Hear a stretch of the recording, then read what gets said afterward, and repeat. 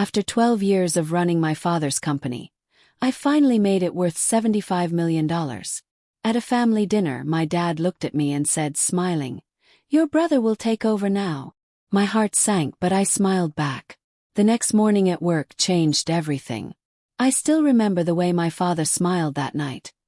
His hand resting proudly on my brother's shoulder, as if he had already made up his mind long before speaking the words that would change everything. "Your brother will take over now." I felt my stomach drop, but years of practice kept my face composed. I smiled back, as if his words didn't pierce straight through me, as if they weren't unraveling 12 years of my life's work in an instant. The dining room was filled with the clinking of glasses, the quiet hum of conversations between extended family and close business associates. This wasn't just a family dinner. It was a celebration, a moment meant to honor everything we had built, everything I had built. My father had started Harper & Company when I was just a child, a modest logistics business that barely stayed afloat in its early years. I grew up watching him struggle to keep it alive, working late nights, sacrificing family vacations, always chasing one more contract to make ends meet. When I was 24, fresh out of business school, he finally let me step in, though I had to fight for that opportunity. I had done more than just step in. I had transformed Harper & Company from a struggling regional logistics firm into a national powerhouse, expanding operations, securing million-dollar contracts, integrating cutting-edge technology. What was once a small, nearly bankrupt company now stood as an industry leader worth $75 million. And yet, in this moment, none of it mattered. My father had already decided my brother Ethan would be taking over, not me. A slow ripple of approval spread around the table, murmurs of congratulations directed at Ethan. I watched as he lowered his gaze, feigning modesty, though I knew better. Ethan had never been truly invested in the business. He had spent the last decade hopping from one failed venture to another, never quite finding his footing. He wasn't interested in logistics, he wasn't interested in operations, but he was interested in power. I had spent 12 years proving myself, building Harper & Company from the ground up, making every hard decision, every late-night strategy call, every contract negotiation. Ethan had done none of it. And yet here we were. Still, I swallowed my emotions. I had learned long ago that in this family, showing pain was weakness. I reached for my wine glass, steadying my hand before lifting it. "Smile, Lisa, smile." "To Ethan," I said, my voice smooth, controlled. The guests raised their glasses, oblivious to the storm brewing behind my eyes. My mother cast me a glance from across the table, an unreadable expression, but I knew she understood. Unlike my father, she had always seen the effort I put in, but she wouldn't interfere. She never did. Then there was my father, grinning with that same unwavering confidence, completely unaware that his choice had set something in motion. Ethan met my gaze from across the table, a smirk barely hidden at the corner of his lips. That was the moment I knew this wasn't just my father's decision. Ethan had been waiting for this. He had positioned himself carefully, playing the role of the dutiful son who had finally found his calling. And my father, ever the traditionalist, saw no flaw in his logic. A son should inherit the empire. A daughter. Well, a daughter's efforts were always considered temporary, a footnote in history, no matter how hard she fought to prove otherwise. But what they didn't realize, what neither of them had accounted for, was that I had spent 12 years not just building a company, but fortifying my position within it. And tomorrow morning they would learn exactly what that meant. The executive shareholders' agreement. That night I barely slept. My mind replayed every sacrifice I had made for Harper & Company. The late nights, the missed birthdays, the relationships that crumbled under the weight of my ambition. I had given everything for this company. And now they expected me to simply step aside. They had underestimated me. By 3 a.m., I was in my home office, my fingers moving quickly across my keyboard. Every contract, every share, every executive agreement. I knew the inner workings of this company better than anyone. Ethan thought he was walking into an easy transition, that by next week his name would be on the office door. His position secured. What he didn't know was that while my father had been busy with public appearances and my brother had been busy pretending to learn the business, I had been securing something far more valuable: control. At exactly 8:45 a.m., I stepped into Harper & Company headquarters, just like I had for the past 12 years. The same walls, the same polished floors, the same hum of efficiency as employees settled into their routines. But today was different. Today, I wasn't walking into my office. I was walking into a battlefield. The reception area was unusually quiet, the kind of quiet that precedes a storm. They knew. The whispers had already started. The news of my father's announcement at dinner had spread like wildfire. Employees glanced at me with hesitant expressions, avoiding direct eye contact, unsure of where their loyalty should lie. I didn't acknowledge them. I walked with confidence, my heels clicking against the marble floors, my posture unwavering. Never let them see you shaken. I entered my office, shutting the door behind me. I had precisely 15 minutes before my father and Ethan arrived, thinking they would step into their new positions as CEO and heir apparent. 15 minutes before everything they had planned crumbled in front of them. I sat at my desk, inhaling deeply, then powered on my computer. The screen illuminated with a list of confidential documents and contracts, ones they had never thought to look at, ones they had assumed didn't matter. I pulled up my ownership records. My hands hovered over the keyboard for a second before I clicked on the file labeled Executive Shareholders Agreement. And then I waited. At precisely 9 a.m. there was a sharp knock at my door. I didn't bother responding. The door swung open and in walked my father and Ethan, both exuding confidence. His inborn, Ethan's carefully manufactured. My father strode in like a king surveying his kingdom, while Ethan, dressed in an expensive navy suit, gave me a smug, triumphant grin. It took everything in me not to laugh. "Lisa," my father said in his usual authoritative voice, as if he were doing me a favor by acknowledging me, "I assume you're aware of the transition happening today." Transition. Interesting choice of words. "I'm aware," I said smoothly, leaning back in my chair. I glanced at Ethan, whose smirk only widened. "Good," my father continued, nodding as if we were all in agreement. "Ethan will be stepping in as the new CEO. We'll need you to help with the handover. Get him familiar with the operations before you officially move on." I arched an eyebrow. "Move on?" I echoed, feigning confusion. "Dad, I think you're mistaken about something." His face twitched in irritation. He was used to my compliance, my ability to quietly fall in line. He wasn't prepared for this. "Lisa," he said, voice tight, as if speaking to a child, "this isn't up for debate. We've already made the decision." I smiled then, a slow, knowing smile. "Oh, I know, Dad," I said softly. "The thing is, you don't have the authority to make that decision." Ethan let out a low scoff, shaking his head. "Lisa, don't make this difficult. We're trying to do this the easy way." I didn't respond. Instead, I reached for the remote control and pressed a button. The large screen on my office wall lit up with a document, the same one I had been reviewing earlier. Executive Shareholders Agreement. Signed August 17, 2015. Signatories: Lisa Harper, James Harper, father, Ethan Harper. My father's face paled slightly. I turned to Ethan. "Do you even know what this document is?" He crossed his arms, shifting in discomfort. "A shareholders' agreement," he guessed. He nodded. "Yes. And do you know what it says?" I tapped the screen, highlighting a crucial clause. This document was drafted when Harper & Company was restructuring. It clearly states that any transfer of executive power, such as appointing a new CEO, requires the approval of all majority shareholders. I met my father's eyes. "And I, Dad, hold 60% of the company's shares." The silence that followed was suffocating. My father's expression hardened. "That's impossible," Ethan muttered, stepping forward to examine the document.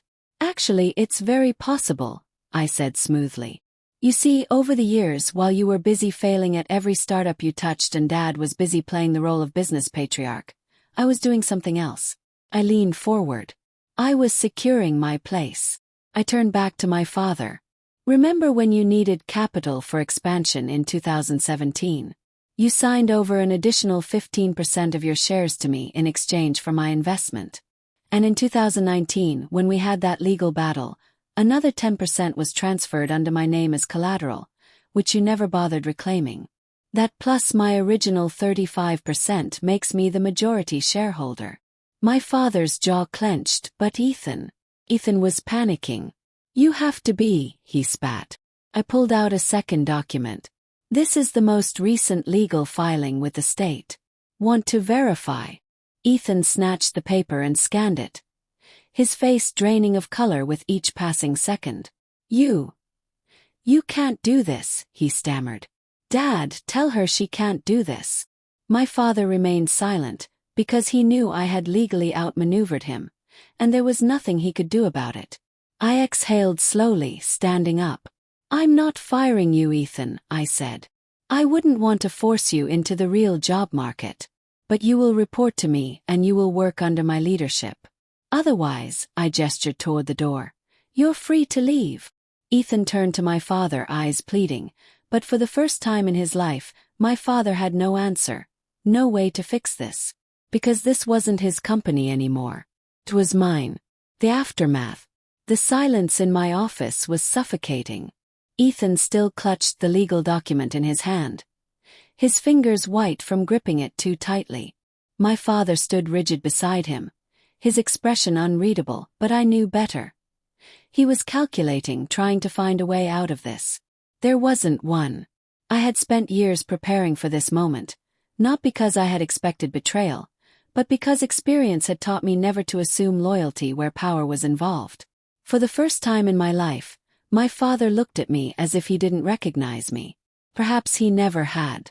So that's it, Ethan finally spoke, his voice laced with bitterness. You're just taking everything. I let out a soft, humorless laugh. Taking everything, I repeated, stepping closer to him. Ethan, I built this company from nothing. Every contract, every expansion, every innovation, I made it happen. While you were busy failing upwards, I was keeping this company alive. So no, I'm not taking anything. I'm just keeping what's already mine. Ethan's face twisted in anger, but he had no rebuttal. He knew I was right, and worse, so did my father. He had spent years believing that bloodline mattered more than ability, that his son would inherit what was rightfully mine. He had underestimated me, and now he was paying for that mistake. My father finally broke the silence. You're making a mistake, Lisa. His voice was calm, measured, but I could hear the strain underneath. A family should stick together. Do you really want to burn this bridge? I met his gaze head-on. Dad, I said slowly, you burned this bridge the moment you made your decision without me. His lips pressed into a thin line. Business is bigger than just one person. We can find a solution that works for everyone. I tilted my head slightly, feigning consideration. Oh, I agree. That's why I'm offering you both a choice. I turned to Ethan first. You can stay in the company, I said, keeping my voice smooth, professional. But you won't be CEO. You'll take on an advisory role with limited authority. Your salary will be generous, but you will answer to me. Ethan stiffened. Or, I continued, you can walk away. I'll buy out your shares at market value. You can take the money and find a new project to sink your teeth into. My father scoffed. You're acting like you hold all the cards. Smiled. I do. A thick silence followed my words. I let them sit in it, let them feel what it was like to be powerless. Finally, my father exhaled, shaking his head as if in disbelief. I never thought you'd do this, he muttered. Not to your own family. I felt a sharp pang at his words. Not to your own family. I wanted to tell him that he was the one who had done this, that he had made the choice to push me aside, to act as if I was temporary, but I didn't. Because in the end, it didn't matter. What mattered was that I wasn't going to let them take what I had built. Not now, not ever. Ethan stormed out first. Good riddance. I knew my brother well enough to predict his next move. He would go to our relatives, our family friends, painting himself as the victim of corporate betrayal. I didn't care.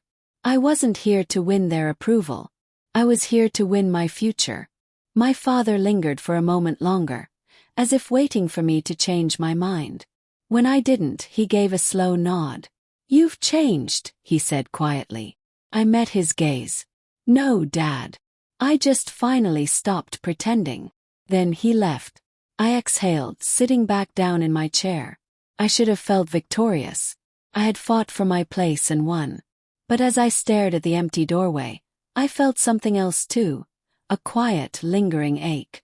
A part of me had always wanted my father's approval. Some small, desperate part of me had thought that if I worked hard enough, if I proved myself over and over again, he would finally see me. But the truth was, he had never really looked. And now he had no choice but to see me for what I really was. Not his daughter, not his temporary stand-in, but the true leader of Harper and Company. I turned back to my computer, my focus shifting. I had spent 12 years building this company. Now I would spend the next 12 making it untouchable. My father and brother had tried to take everything from me, but in the end, they were the ones who lost everything. For the first time in 12 years, my office felt empty.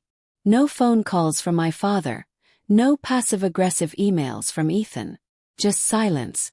But silence didn't mean peace. It meant the battle had begun. I knew my father wouldn't walk away quietly, and Ethan. He would fight tooth and nail to reclaim what he thought was his birthright. I wasn't naive enough to think this was over. It had just begun. The public war. By the next morning, I could already feel the undercurrent of unease within the company. Employees who had greeted me with confidence last week now seemed hesitant, as if afraid to pick a side. A few department heads avoided eye contact. I knew what was happening. My father and Ethan were working the Whisper network. Old family friends, board members, senior executives. They were sowing doubt, painting me as cold, ruthless, disloyal. Ethan especially had taken on the role of the wounded son, betrayed by his own sister. I could imagine him now, sitting in some high-end restaurant, fake sorrow in his voice as he told our investors how I had stolen the company out from under him. And my father. He wouldn't need to say much at all. Just a heavy sigh, a shaking head, the carefully placed words. "I only ever wanted the best for my children." It was calculated and dangerous because if they managed to turn my board members and top executives against me, they could push me out of my own company, or at least make my leadership impossible. I wasn't about to let that happen. That afternoon I called an emergency executive meeting. As I stepped into the boardroom, I felt the tension in the air. Half of the room avoided my gaze. The other half watched me too closely, waiting for me to slip. I took my seat at the head of the table. My seat. "Let's not waste time," I said, my voice even. "I know there have been conversations. Behind closed doors, over drinks, in hushed voices." I let my eyes scan the room, pausing on each person for just long enough to make them shift uncomfortably. "I also know that some of you are wondering if my leadership is sustainable." Few people tensed. No one spoke. I tapped my fingers against the polished wood table. "Let's clear that up now." I pulled up a presentation on the screen behind me. Numbers, data, facts. I built this company from a struggling regional business to a $75 million industry leader. Over the last 5 years under my leadership, we've seen a 300% increase in revenue and expanded into 6 new markets. I turned to the CFO, Paul. "Do we have a single financial indicator suggesting this company is in trouble under my leadership?" Paul hesitated, then shook his head. "No. In fact, projections show another 20% growth in the next quarter." He nodded. "So let's be honest about what's happening here." I leaned forward. "My father and brother aren't upset because the company is struggling. They aren't upset because I'm failing as a leader.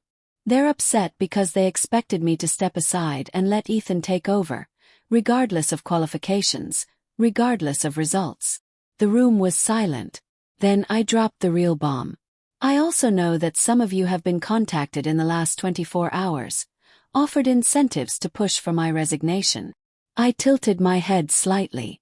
If anyone here would like to disclose those conversations now, this is your chance.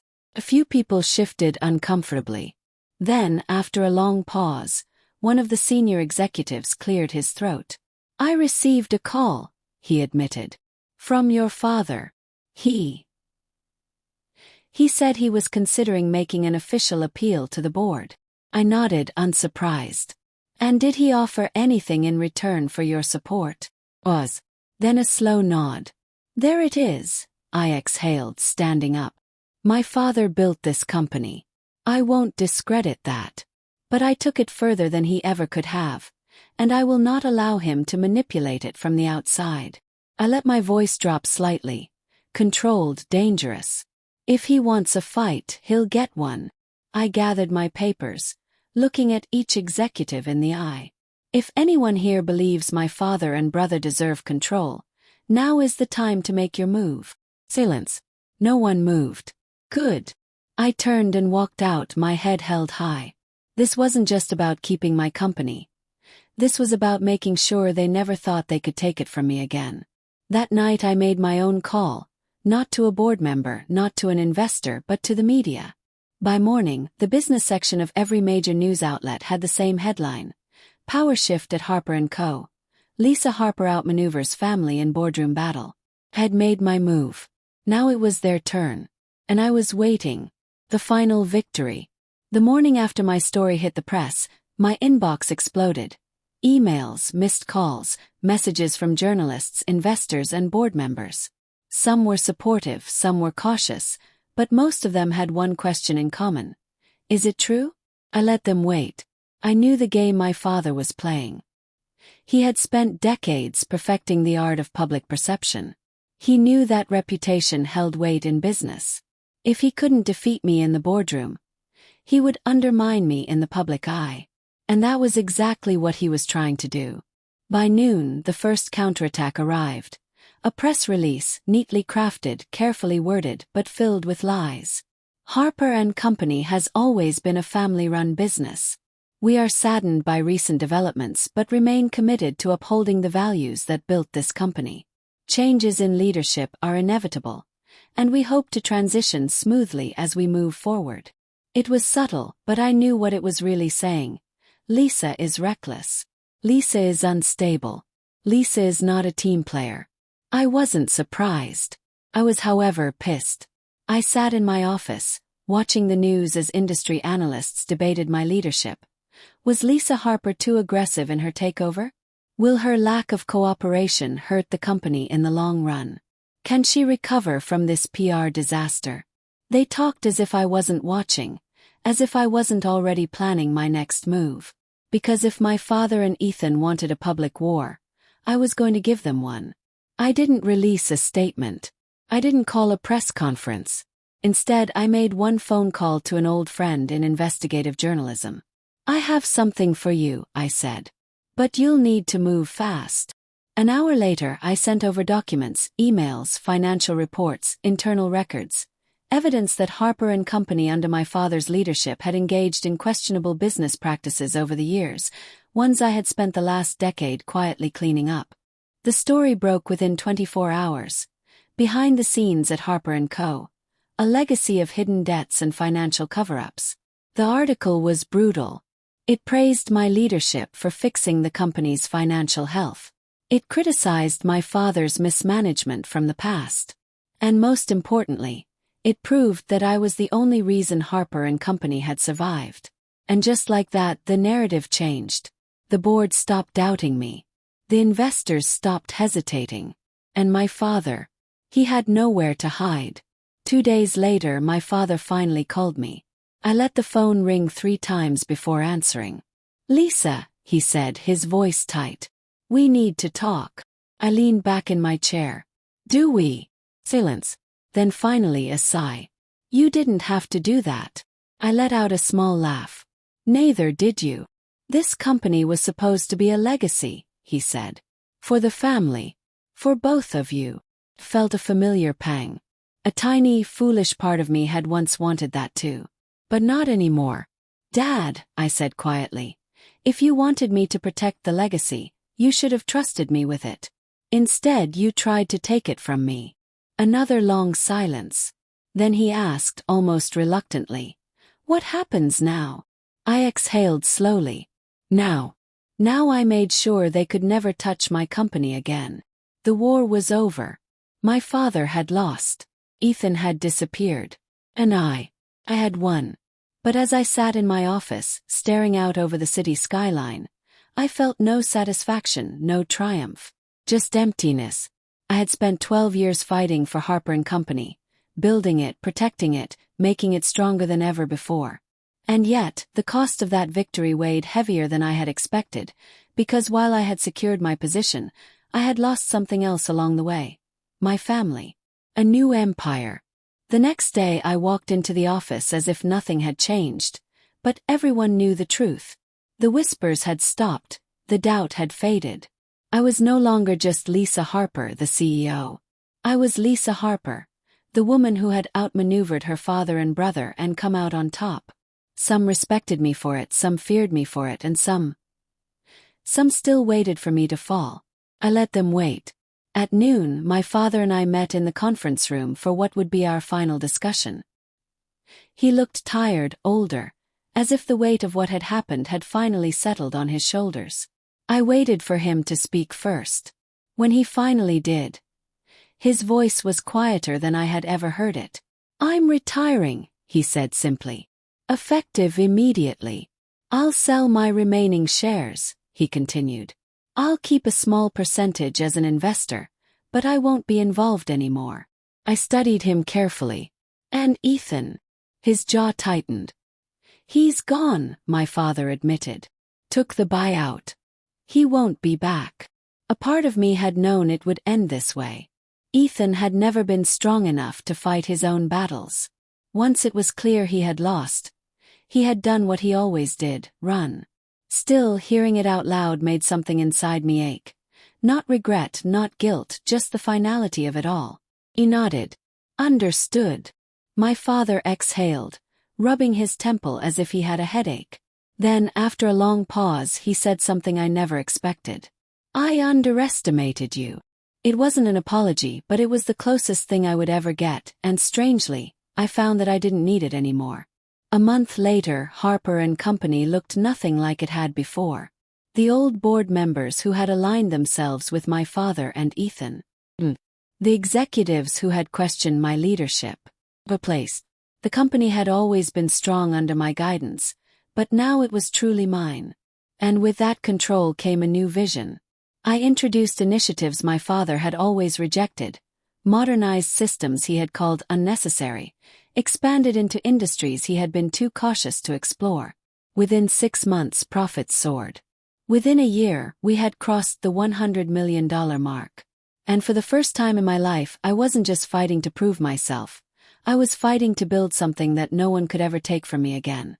A year after everything had happened, I met my father for dinner. It was the first time we had spoken since his retirement. He looked different, quieter. He wasn't angry anymore, just accepting. I read about the latest deal you closed, he said over his drink. It was a smart move. I smirked slightly. I know. A ghost of a smile touched his lips. There was no tension between us anymore. No war left to fight, only the simple, undeniable truth. He had tried to push me aside, and I had proved him wrong. He lifted his glass. To Harper & Company, he said.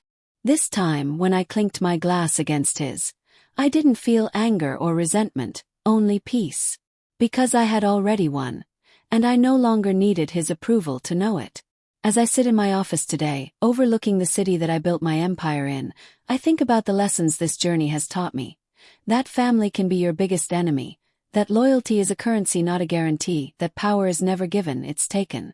But most importantly, that sometimes the best way to prove your worth is to stop seeking validation and build something so strong that they can never ignore you again. Have no regrets. Harper & Company is mine now, and I intend to make sure no one ever forgets it.